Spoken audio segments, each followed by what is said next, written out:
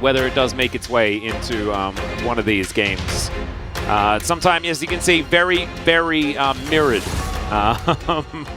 win rates so far for both of these teams. Gragas going to be removed first. Blue side going to give you a bit more flexibility in that draft. Yeah. So no Graggy. Wonder what the first pick option is. Obviously, Annie needs to be taken away, but there are a lot of things that are illegal to leave up. And so now DRX basically, if they want to have a chance of playing the game at all, they need to ban Ashe Annie, yeah? Yeah, I think they will. And the reason why they're banning Caitlyn, even though we have seen a little bit less success with Caitlyn recently, it's been a little bit less dominant, is because it's Keria, and Caitlyn can be flexed. And I mean, there's all of the things we've talked about, why T1 are 13-1 and why the meta was defined by them is revolved around those types of bottom lanes. So they will take that away from Guma. They will take the Ashe away. And I think once again, we will see that Annie ban. And those the picks here that are taken away from T1 are, okay, the Rakan especially is pretty suspicious. But the Jace and the Gragas also just really strong red side flex picks that T1 also popularized on their red side drafts. And it's one of the ways you could deal with something tricky. They will ban the Annie, not gonna ban away the Senna or anything like that here in this first phase. And it's just gonna be a Lucian draft. We've all been duped. Yeah, it's a bit sad. The Lucian gets left up, and therefore they take it. This is why I was a little bit worried, right? Because I was also perusing what Faker has been playing recently, and he's still playing a bunch of Aurelion Sol. And so I was like, oh, please, they have to ban the Annie. Otherwise, he just first picks Annie and plays that, and then we're a bit sad. So did we talk about some cooking in the bottom lane, and then we go back to this stale pasta from 2 months ago? Any Wukong Nami enjoyers? Oh, dear. Vi Nami? Vi mix also, it up? Also, Elise is available?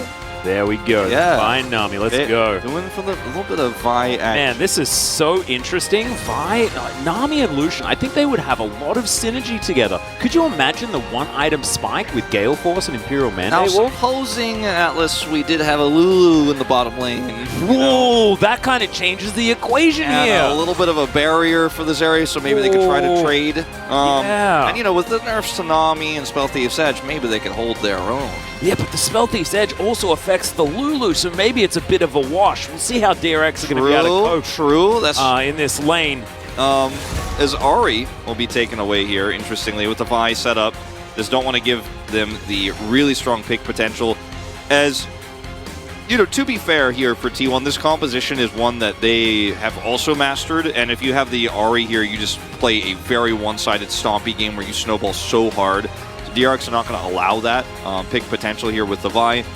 And, if T1 are playing the boring game, quote-unquote, it's often game 2 where we see them really cook, to be fair. But I think this is one way to definitely get into the heads of your opponent quite a bit in a game 1 like this where DRX are like, what are they doing? What are they cooking? What's the plan? And then T1's like, just the most boring 13.1 draft, actually. Well, in the end, T1 are going to play, Vi mid. Lucian top, and it's going to be Nami Viger in the bottom lane. Just you wait. Something interesting is going to happen. It's not. The LeBlanc is going to be the next one to be taken away. Talia is a curious one. Has been cropping up a lot, as there's the Jax. A lot of respect given over to Rascal here, as the Gragas, Jace, and Jax all banned. Yeah. Aiming at him. But that means his Renekton's available. Renekton. What? So this is like T1 banning 2nd, 3rd, 4th on the tier list for Rascal champions, but they forgot the first one. Zeus really likes to play Nara into Renekton, though. That's true. And he's not going to have any problems with this. Is it just the Azir pick away now? The Azir Lucian. Very stock standard, very boring. Azir, whoa, what a shocker. And then, wait a minute. Are they going to play Victor here? Oh, dear. I hope not, because... We went from it was there was cooking, right? And we were watching we were watching someone with the sauteing things and doing all sorts of fun stuff to Don't do it, Kali, don't do it. We've talked about this. Yeah. Play Sylas. Just play Rod of Ages Sylas. Just go all the way back. Well, Fate is thinking about... Okay. They listened to you, Wolf! Oh, thank you, Fate. You were projecting very, very well. I was. And look, Lowell Park does have a lot of sound absorption from the walls, but I think Wolf found an angle to bounce it right at Fate so that he could hear it went through the little gap in the headset, and Fate's like, I got you, brother. I like to think that the fan behind me heard it and whispered it to the fan in front of him, and then he whispered to the fan in front of him. It's like Chinese whispers. And then he whispered to the fan in front of him, and then that fan told the referee, and then the referee went over to Fate and whispered in his ear, and then he was like, all right, can we lock in Silas' Wolf's idea? Yeah, there we go. That's exactly how it went down. No, actually what Fate said was like, it's really weird. Wolf said, like, I should eat spaghetti for dinner, but I'm going to lock in Silas. Yeah, and why are we microwaving this composition from 16 years ago? Oh, God. It's definitely gone bad. Although, kind of hasn't. This T1 composition, whilst extraordinarily boring, it's going to get the job done. You know, like baked beans. It's not exactly the most interesting. As, all right, and Tara's here. How you doing? Welcome. Yeah, long time no see. And I gotta say, Atlas, going to this composition, I feel like the way this goes, I could explain it to everyone, as a former Griffin Rather is here as well with Untara. And I feel like this composition, we could talk about what it means, what it does, but like, if you've watched any professional League of Legends since Worlds, you probably are pretty aware of what this comp does. And when the composition of DRX gets strongest in the mid game, when the Rod of Ages Silas is done, then you can fight with your Zera. You've got some mid game power with the Renekton. It's a tale as old as time, or at least as old as 13 patches. Yeah, both of these compositions. We've seen what they do before, and we'll see whether they can do it again. Let's go on the rift.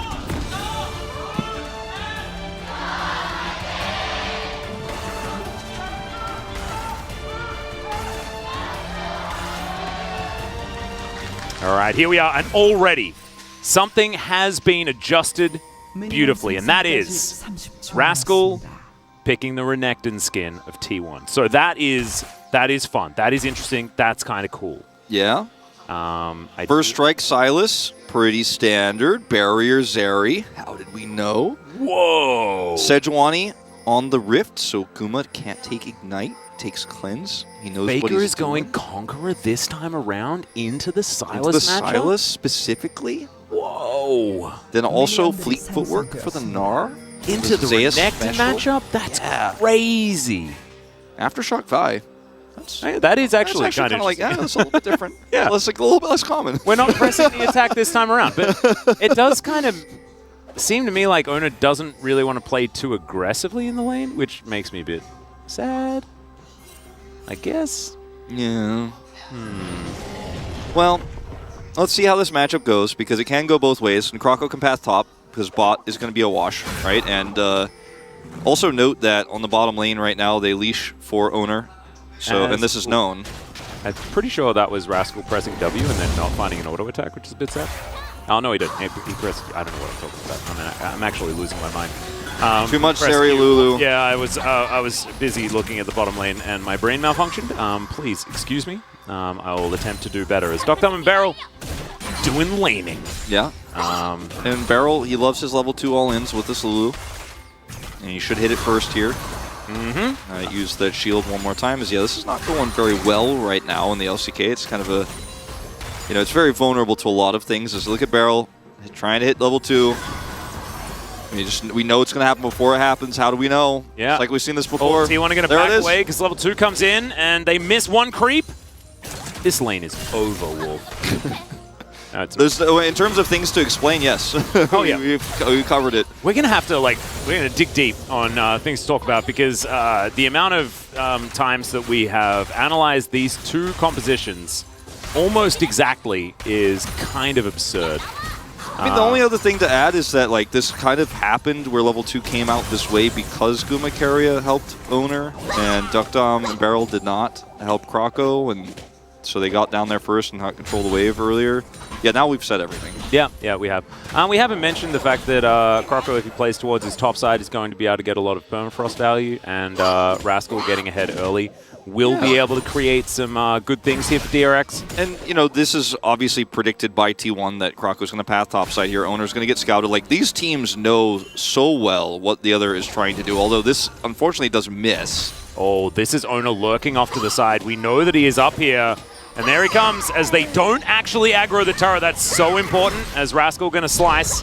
And then look for Oner here. Spins around a little bit. Zeus is going to opt into this one. Flash has to be used quite early because Faker has the inside track.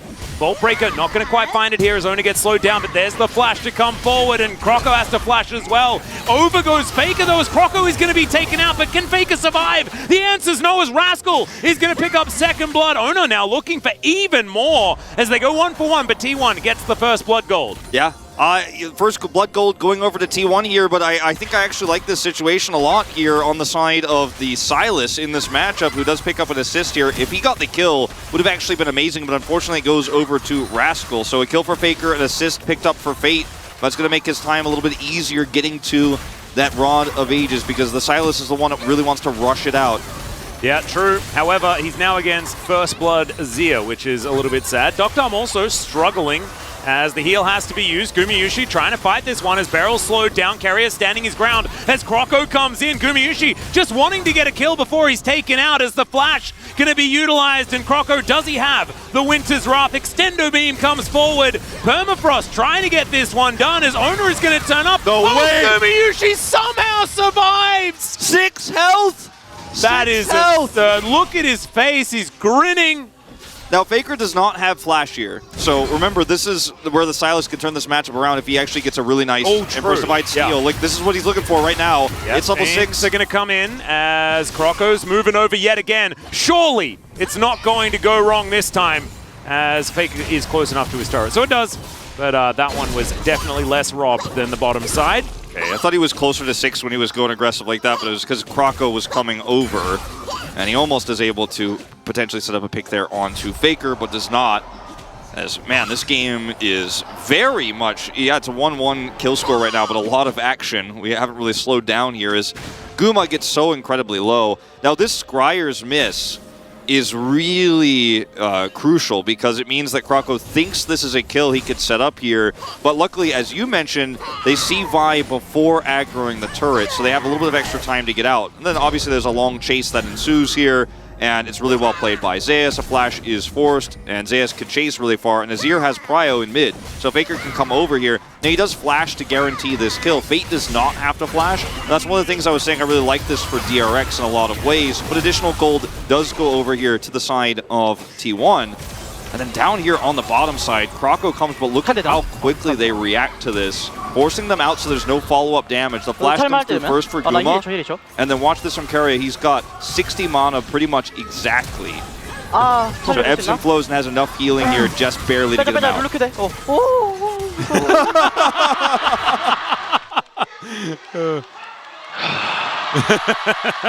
Sighs of relief. Yeah, I like Keria's one.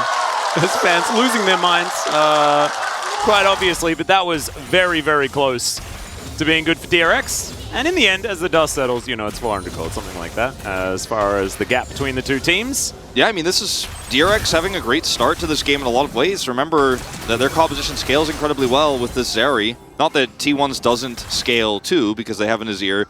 We bought an Oblivion Orb also with that early first blood gold. So Faker going to be able to annoy this Silas and keep his healing down in the lane very early from the Kingslayer.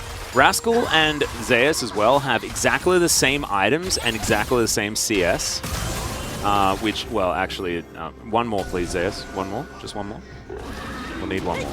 Never mind, he's not going to pick it up. But it is very, very even up there, despite the fact that Rascal does manage to pick up a kill. As Fate is coming over, Croco also going to pay a visit as the Brambleback is going to be hijacked.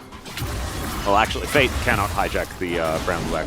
That was a lie, but he might be able to hijack Oner's ultimate before he actually has the ability to use it, as he gets a control ward in there.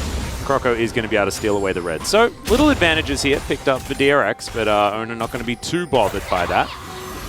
Keria moving in, Oner looking to clear out vision and grab this where he can. Bubble is going to connect, and oh, Barrel.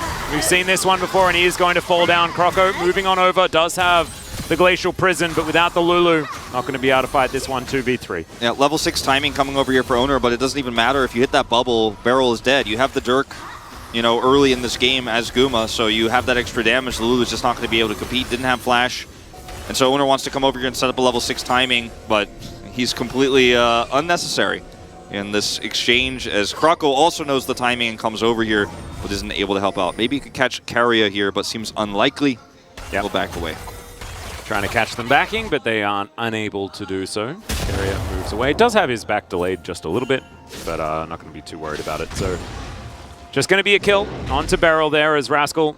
Ooh, going to be denied the cannon with that wallop. Very nicely done there from Zeus.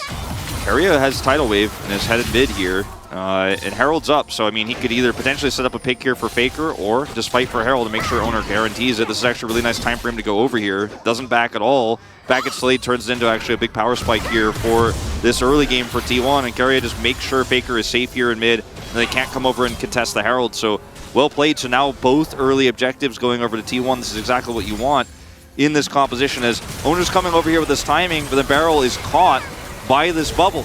And he doesn't have flash. That's the end of that. Yep, nowhere to go and no option. He has been caught in those with flash up and available. This time around, didn't actually even have that as a possibility. Now he does. So things a little bit more even. And as we can see, it's not like the CS is massive or anything like that, nor have there been any plates actually taken on any of these side lanes, actually. It's actually kind of rare that we see so little plate action at the beginning of this game, as Silas's icon is over his plate, but yeah, 0 plates have fallen no by plates. 10 minutes.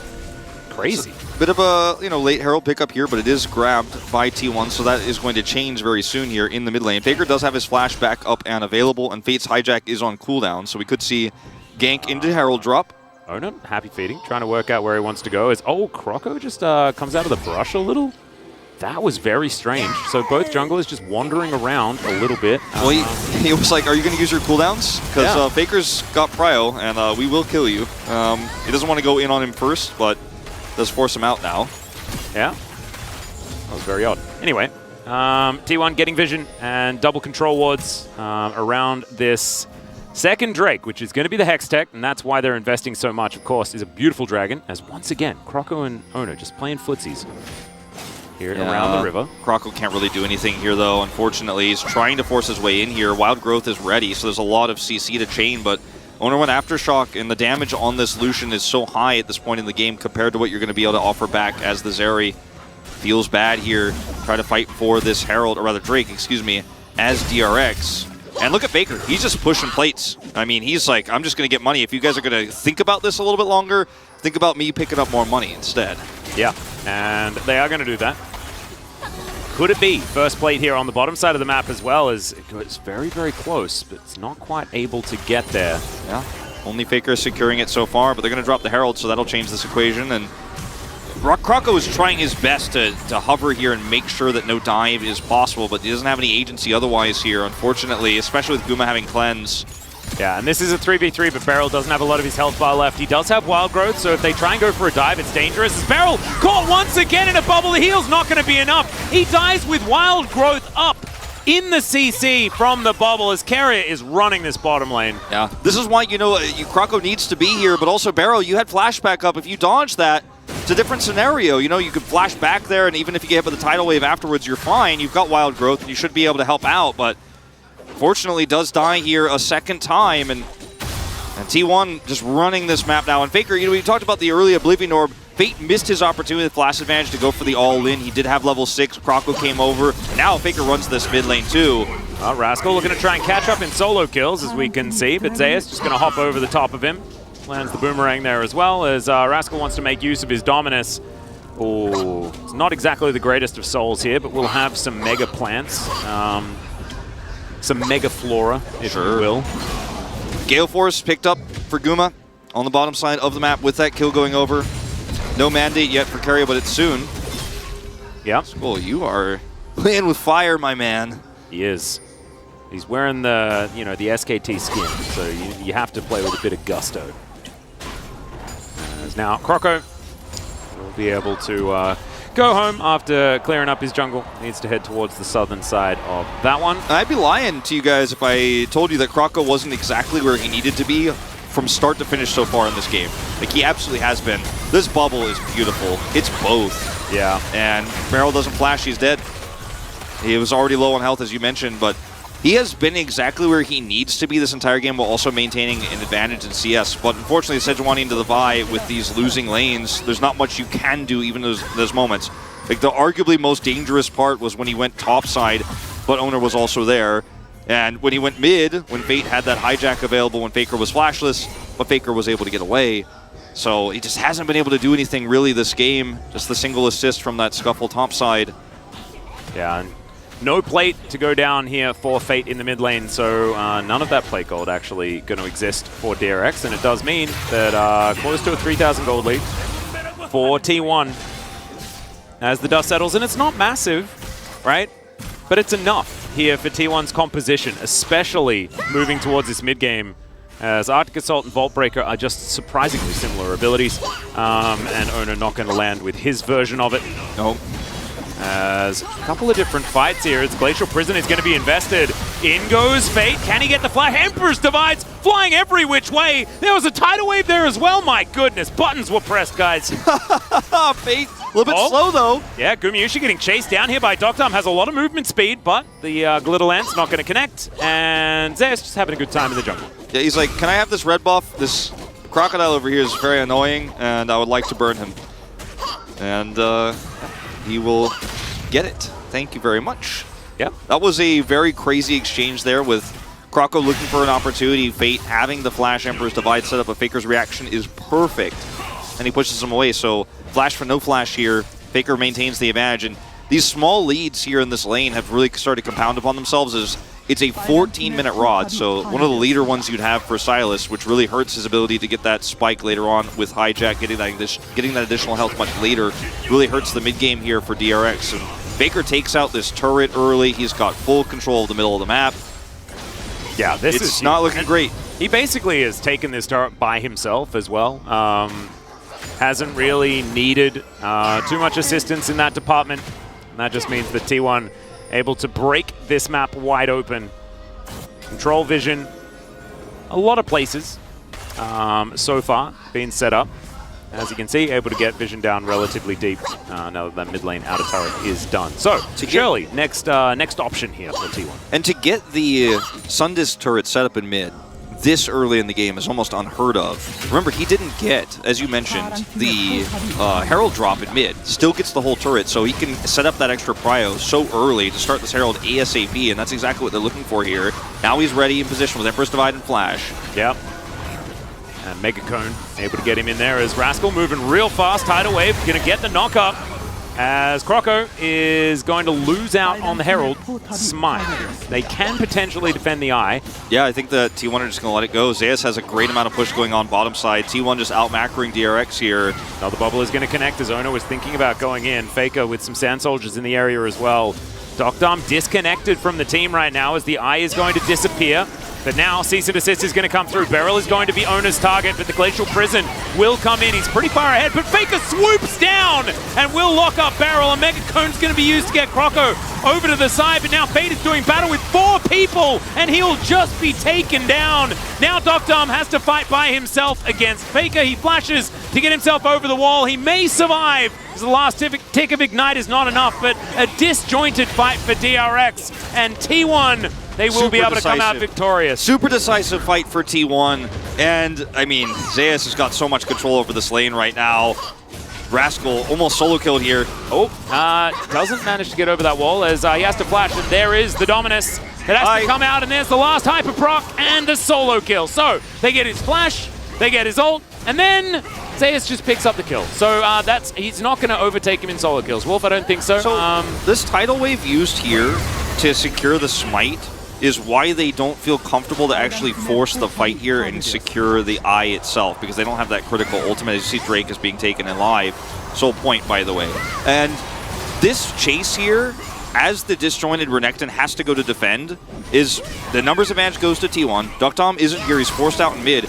And they actually know with this Viol, there's a Blast Plant here, and he's so close to actually sending Beryl to his team. I think that was the initial idea with this play from Oner, and then they still get the Emperor's Divide because Faker is just fast to collapse, and then with the Vi ultimate stolen, Fate wants to escape here, realizes it's futile. And with Duckdom and Croco just not being all, I mean, Duckdom has no money, he has no items here. Croco's so desperately trying to set him up to get a kill after all that damage was done for Fate, but it's just too disjointed. And this is just, I mean, self-explanatory. Hyperprocs coming through galore. Rascal doesn't have his dash over the wall until way too late, slicing and dicing with the help of the Gromp. Helps him get away, but he still goes down. Yep, just mini nod to death. And DRX now find themselves so far behind. It is 6,500 gold. And T1 have just found little advantage after little advantage, and it's just compiled. And DRX they've made those couple of mistakes that we've seen from them a few times, a few extra times, right? 0-3-0 here for Beryl, sort of standing out like a bit of a sore thumb here. And Croco, while his positioning has been okay, he's never really been able to actually do anything with it, right? And T1 have just been the ones to be the beneficiaries of every one of these situations. And pardon me. Oh, you're all right. You're all good. Frog in my throat just a little bit there, but yeah, it's just a bit sad here for DRX.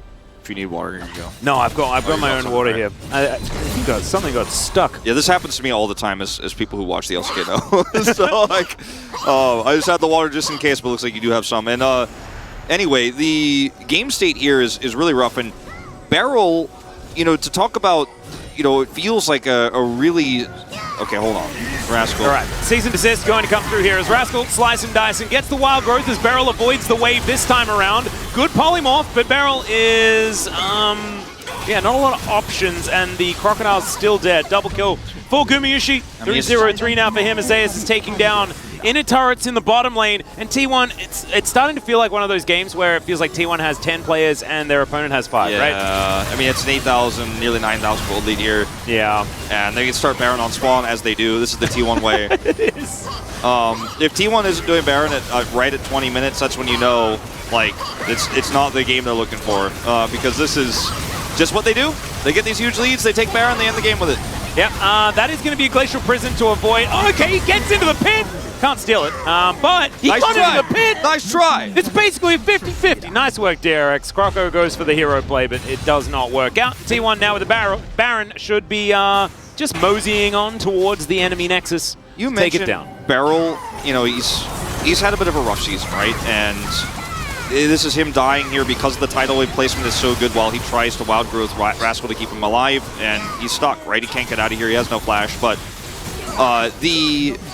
the thing I wanted to say about Beryl, as we all know what happens here, is that I feel like he's a player who comes off of winning another world championship, right? And he's trying to push his play further forward, but he hasn't built the synergy up with Duckdom yet, and he's now playing against the best support in the world, who he just defeated in a world finals. Yeah. But unfortunately, he doesn't have that synergy with Duckdom, you know, that he built so much with depth over the last year. And Guma and Keria, that duo hasn't changed, and it's likely not to change for a long time. And you know, he tried to play some aggressive moves in the lane, had to flash early, and then was still trying to be aggressive. And it feels like you're chasing a legend, right, as Beryl here. You're like, I am the world champion, but this guy is more famous than me. He's got more praise than me. He's the first support player to ever pick up MVP. And it's like you're fighting, trying to defend your own legacy in this series in a lot of ways. He's 0-4-0 now, and it's been a rough season. You know, it's tough to follow up being the world champion with a completely new roster. It is, and we've been trying to commentate this game like it's, you know, a game that is possible for DRX to win. It's 1 kill away from a perfect game here for T1. Like, there have not been a lot of mistakes made. Yes, it is an extraordinarily boring draft on both sides of this one. But if you want to play straight up League of Legends, like, T1 is not the team that you handshake on that one. As Croco going in for a last-ditch effort with the ultimate. But I don't think they're going to be able to deter T1 here. And I think you need to try something a little bit crazy. Like, handshaking, I don't think is ever going to be the way. I mean, the Lucian came through, and they could have done so many different things. They could have played the Aphelios lane, right? It's Duckdom. It's Duckdom, bro. Like, he could have played Aphelios. Oh my God! But like, they decided to play Zerg, and it didn't work. And here we are. Yeah. Here we are. It is a 13,000 gold lead now, as was pointed out, and Zeus is 3 levels above Rascal. The Rod of Ages is now complete, but it is very late, right, for a Silas. You know, you normally want to try to finish that one ASAP. That's why you go first strike, magical footwear, etc. He's not going to have the spike. Like, he has it now, but it's like, it's not a spike anymore. It doesn't matter anymore. The game is done. So everything went wrong. Faker got a small advantage, pushed it to huge advantages. Croco, I feel like, did not really have a bad game here. but he was outplayed by Oner. Oner was also matching in every single exchange where he was trying to make something happen. Oner was there, he was there faster, they had prio lanes. What are you going to do? Yeah, Rascal is also behind 50 CS now as he was up a kill, as Fate comes in with a Gnar ultimate. Does go golden in the end with his newly built Zhonya's. Flash does come through as Empress Divide over the wall inside the enemy bases. Faker just mops the floor with him. I think Faker's got something to do later tonight because he wants this game over, and I think he's going to get his wish. Generally, when the Demon King asks, everybody else is going to respond with yes, sir, and they are going to take down these Nexus turrets. T1, 24 minutes making short work of DRX in this one. Yep. They beat this game faster than my old computer booted up, Atlas. Yeah, no, I think so. I think, in fact, if we had started some of our old computers, it may have like just loaded into Windows as this Nexus is going down. Yep. D1 really, like, this was a masterclass in how to play